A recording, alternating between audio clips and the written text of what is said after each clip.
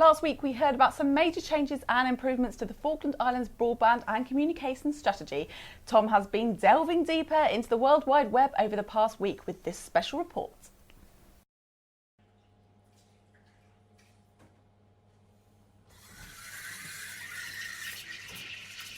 December 2019 will see big increases to the local broadband packages following a 2-year negotiation between Shaw South Atlantic and the local government. This will be the second increase in 2019, but for the first time in 12 years, the prices are going up. For bronze packages and above, you'll see your monthly megabyte allowance doubling. For starter and light, it'll be going up by 33% and 44% respectively. However, for this to happen, a substantial financial boost was required. Yes, the government's going to invest £3 million over 3 years in increasing the broadband satellite capacity that we have in the islands, so that in general people will see a doubling of the quota that they're able to have on their packages. There's slightly less for the smaller packages, but there'll also be a small rise in the cost of a package for people to help contribute towards increasing that the capacity. A government investment was required to allow broadband capabilities to keep moving forward in the islands, with the starter and light packages increasing at no extra cost. Though with the rise in consumer prices for the higher packages, this is the first time since the turn of the century that the person on the street will be paying more. But if the government are already fronting £3 million over 3 years, why should the customer pay an extra 10%? Proposed a number of options to the government. I think what was quite clear, and we spoke about it in the press conference, is that the capacity costs a certain amount of money, and we've got a certain customer base that we can divide that across. I think in terms of the £1 million investment, effectively the price increase on the larger packages lets the government money go further. So if there hadn't been a price increase, and bear in mind there's been no price increases since 2007, then that government money wouldn't have bought as much bandwidth. By getting the higher end packages to contribute a small increase, that just means that we can all deliver more capacity for the country, and it makes the government's money go further. No matter the reason, this increase in price will be a cause of concern for local consumers who already pay one of the highest prices per megabyte in the world. Locally, 67% of people subscribe to the higher packages, that is, bronze or above, and will therefore be affected by the price increase as light and starter package prices remain the same whilst benefiting from an allowance increase. If you don't want to pay the extra cost, there is the option of downgrading, and for some, it would be very beneficial. For example, if you're currently subscribed to a silver package, you'll be able to drop down to Bronze Plus. You'll still have more megabytes than you are currently getting, and you'll be paying almost half of the price.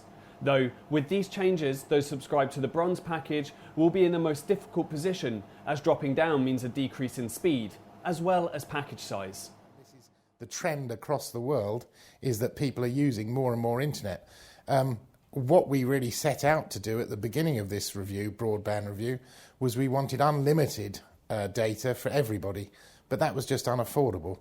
So we've come back to this, which we hope will go some way to meeting the demands of the consumer in the Falklands, and it's about making the Falklands the right place to live, and about delivering certainly to the younger generations who are very much more internet savvy than I am. It's delivering to them a bit more like they could achieve elsewhere in the world. More megabytes doesn't specifically mean greater speed.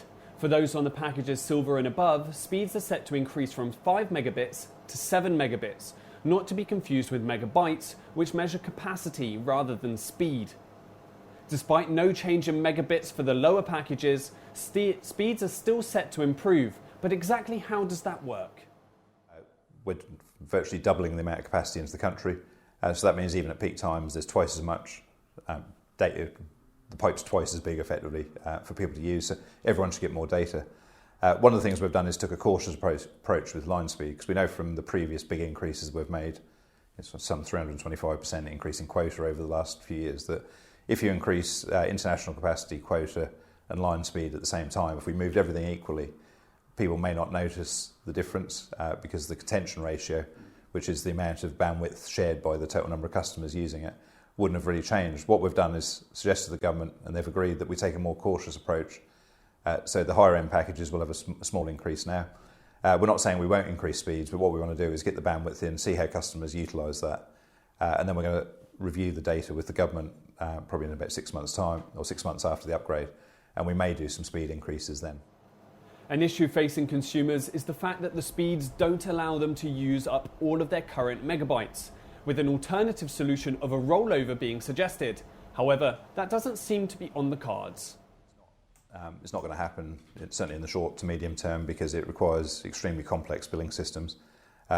Typically, it's not seen in the broadband network, and I know in many areas of the world, broadband's unlimited, so you don't really need to meter it in the same way. But effectively, you've got to do real-time billing on every single customer in the network. So instead of having half a dozen packages, effectively, you could have 1,800, 2,000 individual packages. So you require a sort of disproportionately complex billing system for the number of customers that we have. And typically it's only the very big networks, the sort of BTs, Virgin, Sky size of network with tens of millions of customers, where you see that sort of complex billing solution being deployed. We certainly don't deploy that in our other jurisdictions. And it's almost predominantly exclusively deployed in mobile networks, not fixed networks. So I think the cost of delivering that to such a small customer base would be disproportionate. And any benefit you may have from rolling over your quota would be offset by us having to pass on the cost of such a complex platform to individual users, so it would really negate the benefit. This increased broadband is going to come through a very similar source, a single satellite, as it was deemed the most sensible, realistic and affordable measure until at least 2023. The option of unlimited broadband through satellite was also explored, but was deemed completely unaffordable. With unlimited broadband through satellites unrealistic, the government and Shaw explored the possibility of a fibre optic cable, which would exponentially increase the speed of internet in the islands. Separate proposals were received from British-based BT and Chile Cable, but with prices quoted in the hundreds of millions of pounds, this option was also marked as completely out of budget. Specialist advisors employed by FIG confirmed that the capacity that would be brought by a subsea cable wouldn't be necessary in the islands for at least 15 years based on population and demand.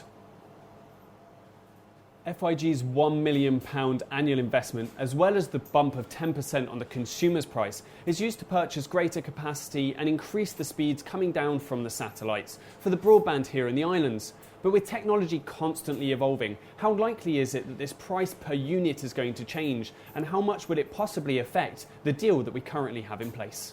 I think the cost per unit isn't going to decrease over the next 3 years. Clearly there's a lot of new emerging satellite technologies, some of the constellations that we spoke about in the press release with the government, but they're very much dependent on launching new fleets of spacecraft. So what you tend to find is that satellites are launched probably typically once every 10 years. They're launched with certain technology, certain amount of capability, and they're a very expensive piece of equipment to launch, anything from $500 million to $1 billion per launch. So once that's launched, really that technology that's deployed into space sets the unit cost. There is an element of volume, which we've worked with the government and maximised the volume that we can achieve with their £1 million investment. But the view that costs will come down on a unit basis over the next 3 years isn't correct. And we've actually entered into a 3-year contract both with the government and suppliers to guarantee the current prices for a 3-year period, which gave the best value of money for the government's investment. There is also a 5-year roadmap plan to upgrade the technology in camp to increase speeds and the network capacity.